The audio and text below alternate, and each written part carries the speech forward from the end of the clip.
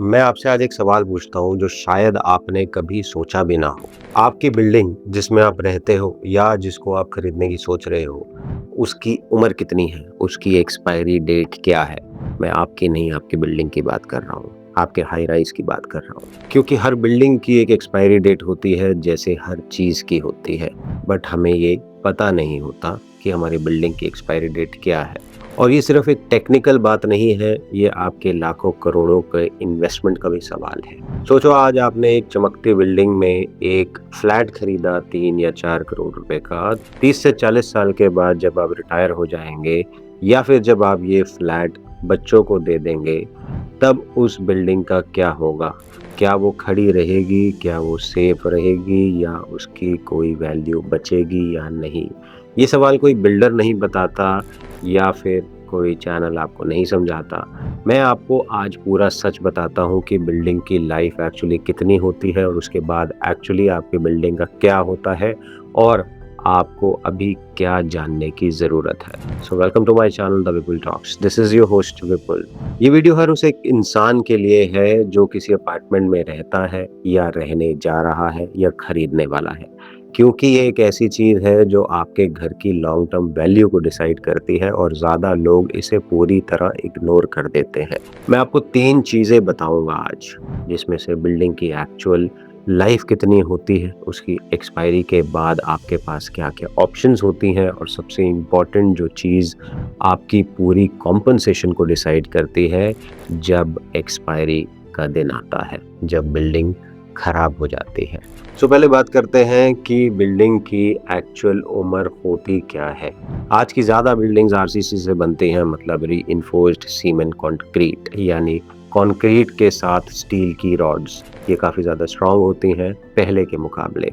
एक आरसीसी की बिल्डिंग अगर ठीक से मेंटेन की जाए, रेगुलर चेक्स किए जाएँ, वाटरप्रूफिंग किए जाए या फिर स्ट्रक्चर की केयर की जाए, तो वो 50 से 70 साल तक जाती है और कुछ केसेस में थोड़ी-सी ज़्यादा भी। लेकिन ये भी इम्पोर्टेंट है, अगर उसी बिल्डिंग की मेंटेनेंस ना की जाए तो प्रॉब्लम्स 30 से 40 साल में ही आपको दिखने लग जाती हैं, जैसे कि क्रैक्स, सीपेज और स्ट्रक्चरल वीकनेस। आज जो पुरानी लोड बेयरिंग बिल्डिंग्स हैं, जो ब्रिक और मैसनरी से बनी है, आरसीसी से नहीं, उनकी लाइफ और कम होती है, जैसे कि 30 से 35 साल।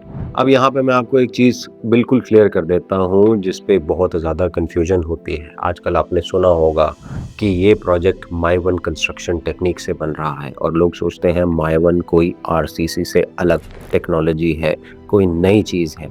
तो बता देता हूँ कि ये आपकी गलतफ़हमी है। अब ध्यान से सुनना, माई वन आरसीसी का अल्टरनेटिव नहीं है।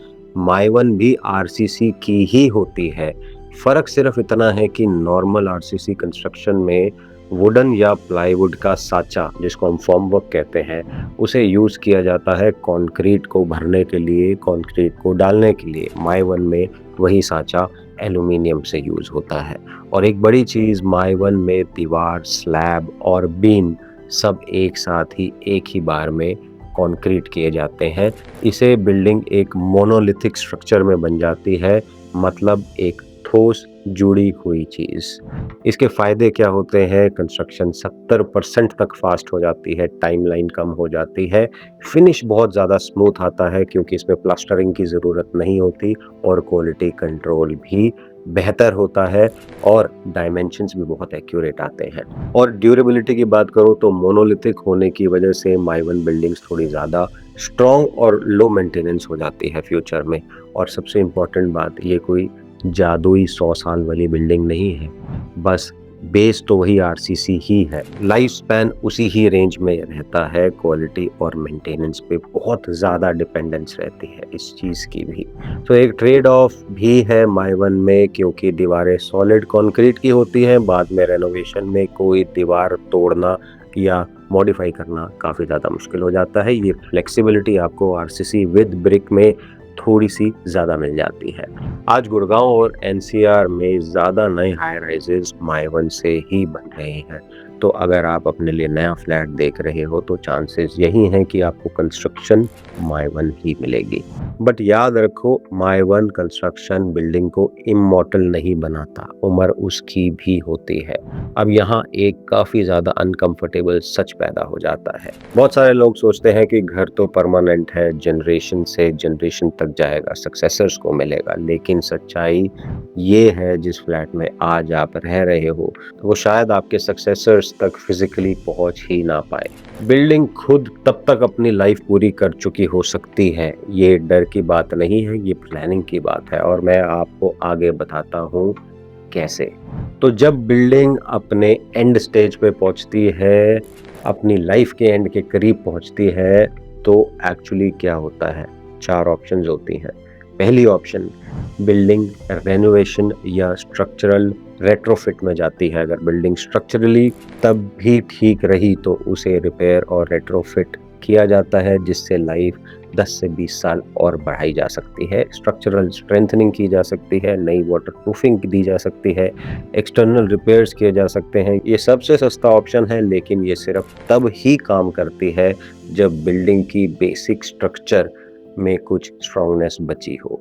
दूसरा ऑप्शन होता है रीडेवलपमेंट। ये सबसे कॉमन है और आपने सुना भी होगा और ये सबसे इम्पॉर्टेंट ऑप्शन है, तो इसको ध्यान से सुनना।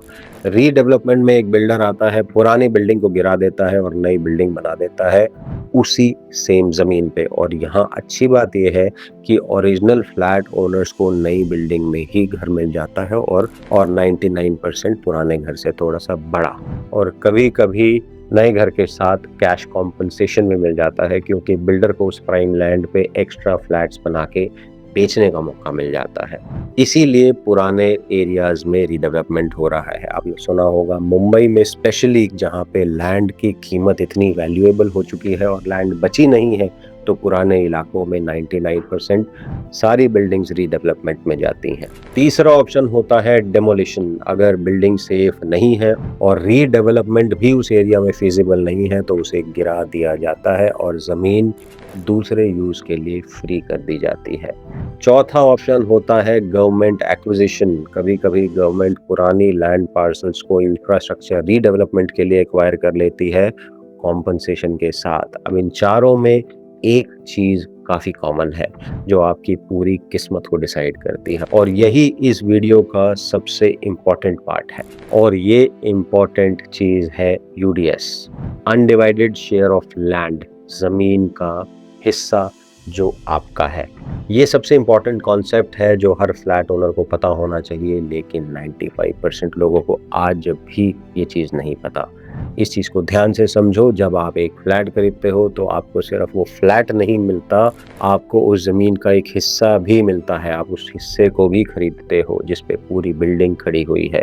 ये हिस्सा आपके नाम रजिस्टर्ड भी होता है। इसे कहते हैं अनडिवाइडेड शेयर ऑफ लैंड, यानी कि यूडीएस। अब मैं आपको बताता हूँ कि ये इतना इम्पोर्टेंट क्यों है। क्योंकि बिल्डिंग डेप्रिशिएट होती है, लेकिन ज़मीन हमेशा अप्रिशिएट होती है। आपकी बिल्डिंग की वैल्यू हर साल गिरती है, जैसे एक कार की, बट 40 साल के बाद बिल्डिंग की कंस्ट्रक्शन वैल्यू ऑलमोस्ट ज़ीरो हो जाती है, लेकिन उसी बिल्डिंग के नीचे की ज़मीन 40 साल में शायद मल्टीफोल्ड ग्रोथ दे चुकी होती है। तो जब रीडेवलपमेंट या डिमोलिशन का वक्त आता है तो आपको कॉम्पनसेशन या नया फ्लैट मिलता है, क्योंकि ज़मीन की वैल्यू पुरानी वैल्यू से काफ़ी ज़्यादा अप्रिशिएट हो गई होती है। वो आपके बिल्डिंग पे नहीं, आपके यूडीएस पे यानी आपके लैंड शेयर पे डिपेंड करता है कि आपको कितना हिस्सा मिलेगा। जितना ज़्यादा आपका यूडीएस होगा उतना ज़्यादा आपका हक उस वैल्यूएबल ज़मीन पे होगा, उतना बेहतर आपका रीडेवलपमेंट का कॉम्पनसेशन होगा। इसलिए मैं हमेशा कहता हूँ फ्लैट खरीदते वक्त फ्लैट का साइज़ मत देखो, ये भी पूछो कि उसमें आपका यूडीएस कितना है। और यहाँ पे आपको एक इनसाइडर टिप दे देता हूँ, कम फ्लोर्स वाली बिल्डिंग जिसमें डेंसिटी कम होती है वहाँ पे पर फ्लैट यूडीएस ज़्यादा मिलता है। बहुत ज़्यादा फ्लैट्स वाली और हाई राइज बिल्डिंग में जहाँ पे ज़मीन पे ज़्यादा फ्लैट्स बनते हैं वहाँ पे आपका यूडीएस कम हो जाता है। ये लॉन्ग टर्म वैल्यू का एक छुपा हुआ फैक्टर है जो बहुत लोग आज भी नहीं जानते। तो एक फ्लैट ओनर के रूप में आपको अभी क्या करना चाहिए, आपको 4 चीज़ों पे बहुत ज़्यादा ध्यान देना चाहिए। पहला, आप अपना यूडीएस भी पता करो, अपने सेल डीड और डॉक्यूमेंट्स में देखो आपका अनडिवाइडेड शेयर ऑफ लैंड कितना है। अगर नहीं पता तो सोसाइटी या बिल्डर से पूछ लो, क्योंकि वही आपको बता सकते हैं ये चीज़। ये आपकी लॉन्ग टर्म वैल्यू का सबसे बड़ा फाउंडेशन है। दूसरा, बिल्डिंग की एज और मेंटेनेंस को ट्रैक पे रखो। अगर आप एक पुरानी बिल्डिंग में हो जो 25 से 30 साल से ज़्यादा पुरानी हो गई है तो स्ट्रक्चरल ऑडिट करवा लो। बहुत म्युनिसिपल बॉडीज़ इसे रिकमेंड भी करती हैं आजकल। एक स्ट्रक्चरल ऑडिट बताता है कि बिल्डिंग कितनी सेफ है और आगे उसकी कितनी लाइफ बची हुई है। तीसरी बात जो इम्पोर्टेंट है वो है सोसाइटी का सिंकिंग फंड चेक करो कि ये स्ट्रॉन्ग है या नहीं। याद है मैंने एक वीडियो में आपको मेंटेनेंस के बारे में बताया था, ये वही जगह है जहाँ वो काम आता है। एक स्ट्रॉन्ग सिंकिंग फंड मतलब जब बड़े रिपेयर्स या रीडेवलपमेंट का वक्त आए तो सोसाइटी के पास इतना सफिशिएंट फंड होना चाहिए कि वो उस प्रॉब्लम को हल कर पाए। वीक फंड वाली सोसाइटी रीडेवलपमेंट में हमेशा स्ट्रगल करती है। चौथा, खरीदते वक्त ये सवाल ज़रूर पूछो। अगर आप एक पुरानी प्रॉपर्टी या रीसेल का फ्लैट खरीद रहे हो तो पूछ लो बिल्डिंग कितनी पुरानी है, यूडीएस कितना है, या कोई रीडेवलपमेंट का प्लान है। एक 30 साल पुरानी बिल्डिंग सस्ती मिल सकती है, लेकिन अगर यूडीएस अच्छा है और लोकेशन प्राइम है तो रीडेवलपमेंट में वो एक्चुअली एक जैकपॉट बन सकता है आपके लिए। और अगर यूडीएस कम है तो वो एक डेड इन्वेस्टमेंट भी बन सकती है। मैं आपको एक बात बता के ये वीडियो ख़त्म करना चाहूँगा जो शायद आपकी सोचने की तरीके को बदल दे। हम सोचते हैं कि जब हम एक नया फ्लैट खरीदते हैं तो हम एक परमानेंट चीज़ खरीद रहे हैं, अपना घर हमेशा के लिए। लेकिन सच ये है, जब आप एक बिल्डिंग खरीद रहे होते हैं, एक फ्लैट खरीद रहे होते हैं बिल्डिंग में, तो याद रखिए वो एक टेम्परेरी है, उसकी एक उम्र है, उसकी एक एक्सपायरी डेट है। आप एक्चुअली वो ज़मीन का एक हिस्सा खरीद रहे हो जिस पे वो बिल्डिंग खड़ी है, वो परमानेंट है, वो अप्रिशिएट करती है और वही आपके सक्सेसेस तक पहुँचेगी। बिल्डिंग सिर्फ वो चीज़ है जो आज उस ज़मीन पे खड़ी है, कल उसे बदल दिया जाएगा। जब आप ये समझ लेते हो तो आप एक बेहतर बायर बन जाते हो और आप सिर्फ चमकते फ्लैट को नहीं देखते, आप उस ज़मीन को भी देखते हो जिस पे वो खड़ा है और उस ज़मीन में आपका कितना हिस्सा है। सो आई होप आपको ये वीडियो पसंद आई होगी। अगर आपको ये वीडियो पसंद आई है तो वीडियो को शेयर और लाइक ज़रूर कर दीजिएगा, और अगर आप चैनल पे पहली बार थे तो चैनल को सब्सक्राइब कर दीजिएगा, ताकि ऐसे कॉमन टॉपिक्स में मैं वीडियो लेके आता रहूं और कहीं ना कहीं आप में से किसी का फ़ायदा हो जाए। आज के लिए बस इतना ही। Thank you so much for today. I will see you in the next video around.